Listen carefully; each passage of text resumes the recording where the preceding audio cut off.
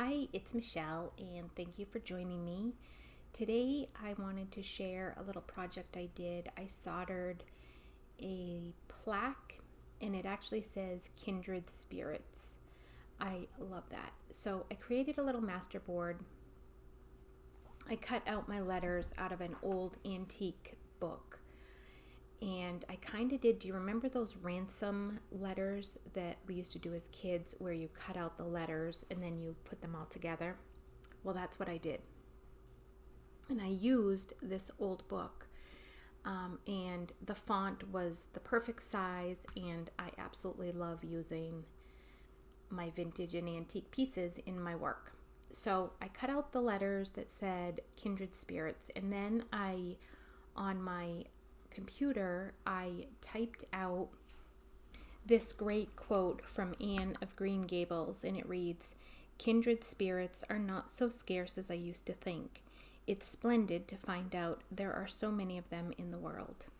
And isn't that the truth? There are so many of us walking around without even knowing how similar we all actually are. I have found such a beautiful tribe, and we are all so similar, and I love that. So on the front I have my masterboard, and on the back I have my music paper.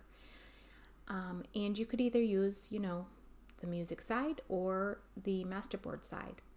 Here I'm adding a little paper flowers. They're actually from an old hat that I had. I did use some watercolor and just gave a little bluish green tint to my masterboard side, which will be the front cover. I'm going to adhere the flowers on and realize that when I put my glass dome on, it will need to be towards the center because my copper tape will be around the rim. So I want to be mindful of that. And when I place my words and my flowers, I just want to make sure that I save enough room. So here I am adding my letters one by one. The thing I do to make sure that they're where I want them, I start in the middle. So I take the middle letter, and then I start on each side and just, this is a little time consuming. Obviously, this is a video that is sped up a little bit. So this will take you a little bit of time. I am using that, I think it's called Beery precision glue. I'm really liking this glue a lot. It has this tip on it that is just ever so tiny, and it gets you the exact amount of adhesive that you need. So I really like it a lot. I'm just dabbing it on, and I will get Kindred Spirits on the front, and then the back will have the quote from Anne of Green Gables. Now, the dome that I'm using is actually a vintage clock dome, and it is glass, because when you are soldering, you don't want to solder with plastic because the solder gets very, very hot and will just melt the plastic. So here I am. I'm going to start taping up the edges. You also want to make sure that your glass is clean because you want your tape to actually stick to the edges of your project. So I'm going to add my tape around the edges. I'm going to get it on there. So a little bit will go on the front and a little bit will go on the back. You're basically just wrapping the edge.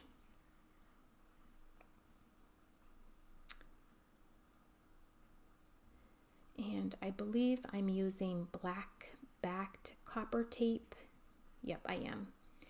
Because you would actually see, if it was not black backed, you'd see underneath, like if you look at the plaque after it's done, you would see the copper itself as opposed to just the black, which will leave a shadow. It just really makes it look a lot more finished. Now I'm going to come in and just squeeze the edge all around the plaque. And then I'm going to come in and burnish the edges down onto the glass and to the back of my project. You want to be really careful because it is hollow, so you don't want to put a ton of pressure down. You just want to be very, very gentle when you're doing this part. You want to be, I don't want to say too gentle. There's that fine line of being just gentle enough, but just strong enough so that your solder won't leak underneath your glass. And I also do that to the back. Now, keep in mind that this is just vintage paper on the back. So when you put your flux on, you want to be very, very careful not to get it on your paper because it will stain. And I'm just going to use a brush and get a little bit of flux on there all around the tape, and then I will solder right around the edges.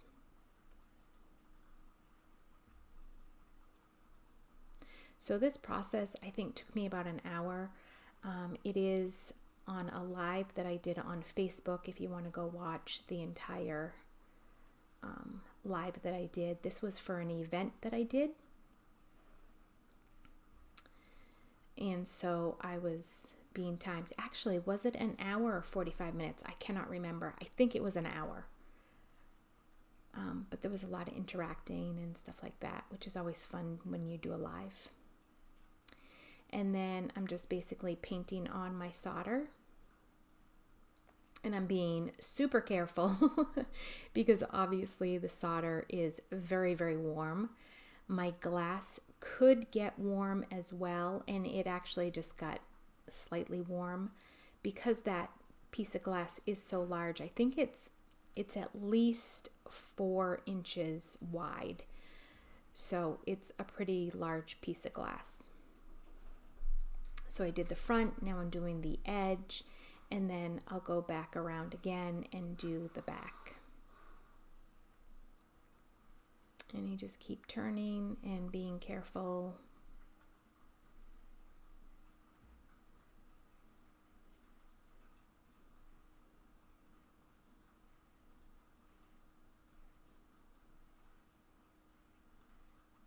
I love how this project came out. There's so much you could do with this.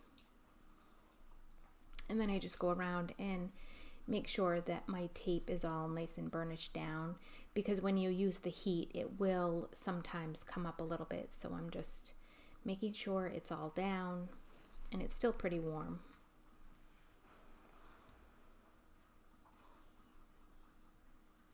You always want to be mindful that, you're dealing with a very warm soldering iron. Just clean up the glass a little bit from the flux.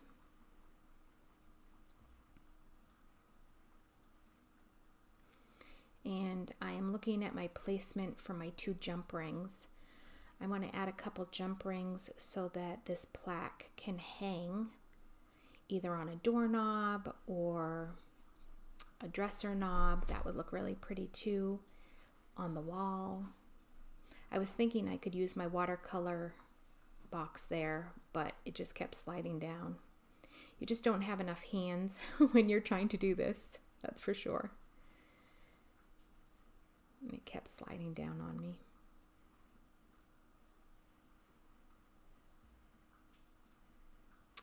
You want to make sure you flux your jump ring and the piece where it's going to be soldered, because your flux will act similar to the adhesive really, and it helps the solder hold. And I think I'm probably just kind of waiting for it to cool off a little bit. So there we go, we have our jump rings on, and I'm going to clean it up again. You always want to be mindful of that solder because it really, when it starts to melt, it gets very liquidy and it's quite messy.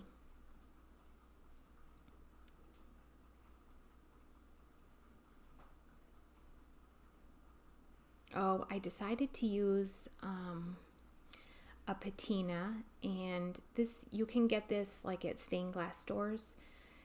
When people do stained glass, they use this to darken up the solder. And you can see right away, I'm just painting it on, and it is getting it nice and dark. It gives it a really nice patina. And over time, your copper tape where you soldered will get a natural patina, but this just helps it move right along. And then you wipe off the remainder.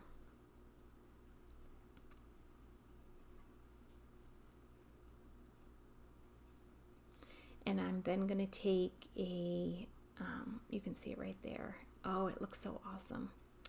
Take a little steel wool and just kind of brush it a little bit, and that will help bring back the shine on the high spots and keep that dark in the low spots. The lighting there is absolutely horrible, but you get the idea. And you could use vintage lace, fabric, a chain, wire. You could use anything to hang this plaque up with. I decided to use a little bit of sari silk because, man, my sari silk collection just seems to keep growing. I think here's where I actually add my quote from Anne of Green Gables. Oh, okay. I did decide, I thought that I had waited on this part, but I did decide to do the patina on the back during the live. And again, just be very, very careful and mindful that that is paper there. You could get another piece of glass and put the glass over there, or you could put a layer of varnish over your paper to protect it a little bit from the flux or from the patina, but I always like to give myself a challenge, I guess. So here I am adding my words. Again, I typed them up in a bunch of different size fonts and font styles until I got the one that I wanted and would work for me. You can see the music paper is a little on the diagonal, and I'm totally okay with that. I think it gives it a little bit of interest instead of having everything either straight across or vertical. Little happy accidents that you don't even realize until there you go. There they are.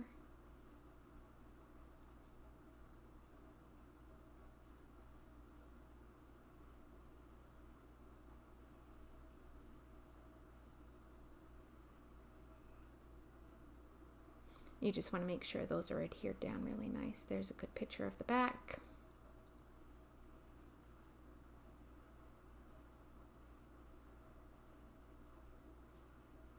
I must be talking.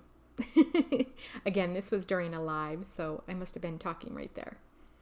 And then I was kind of deciding what color I wanted to use. Those flowers in there, as you can see in the cover photo of this video, you can see that they have a sweet little pink tone to them. And I was deciding if I wanted to use a little bit of green or a little pink. I think at this point I was allowing the people watching the video an opportunity to chime in and help me make a decision on what to actually use. So I definitely decided to put the green aside and not use that. I do like the pink for sure, with maybe a little beige bow. But my goodness, I was so indecisive on this.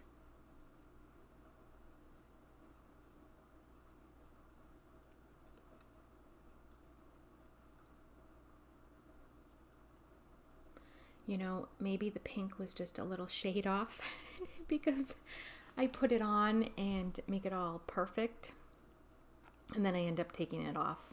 It's pretty pathetic. How is it that we get so indecisive at times? Sometimes I think we have too many options, and that causes us to second guess ourselves. Because looking at this, I actually like the pink way better than actually what I chose to use.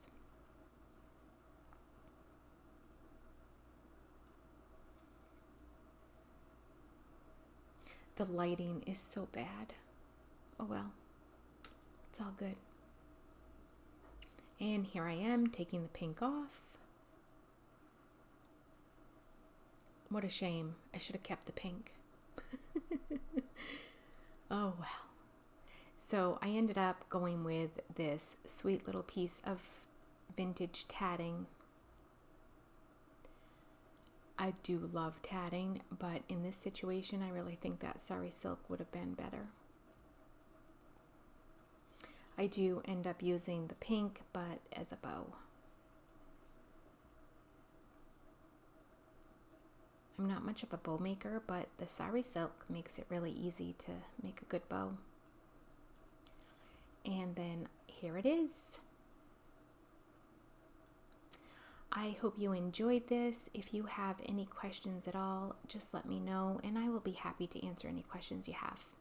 Thank you so much for watching. I appreciate it. Bye-bye.